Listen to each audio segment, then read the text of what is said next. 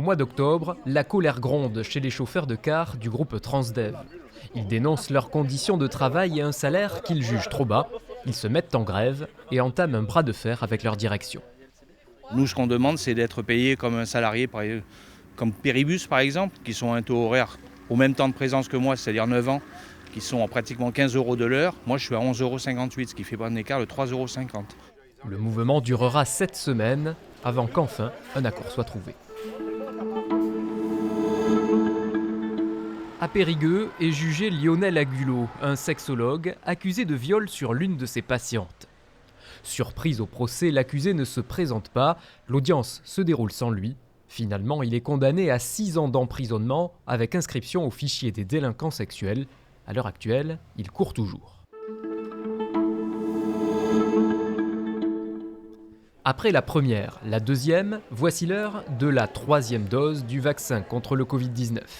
Et les premiers à en bénéficier sont les plus de 65 ans, comme Martine, qui n'a pas hésité à honorer ce rendez-vous. Je crois qu'à part le vaccin, on n'a pas d'autre solution pour l'instant pour faire en sorte de faire reculer cette épidémie. Donc pour moi, c'est fondamental, oui. D'autant plus qu'en cet automne, un début de rebond épidémique est observé. En classe, le masque est de retour et fin novembre, la 3e dose est élargie à toutes les personnes de plus de 18 ans. Attention qu'on voit.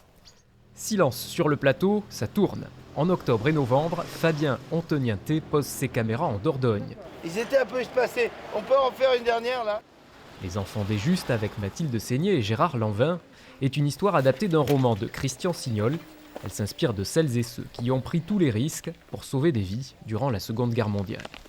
À un moment, vous considérez les choses, vous faites le point et vous vous dites il faut que j'agisse. Et ces gens-là donc agissent dans des périodes où agir était très dangereux. Et dans le même temps, le Festival du film de Sarlat fête ses 30 ans, une édition attendue après l'annulation de 2020. Parmi les invités, l'actrice Mélanie Thierry ou encore Cyril Dion, dont le documentaire Animal remporte le prix du jury jeune. Et bien sûr, fin novembre, Joséphine Baker est à l'honneur. La chanteuse et résistante qui s'était établie en Dordogne fait son entrée au Panthéon, à la grande femme, la patrie reconnaissante.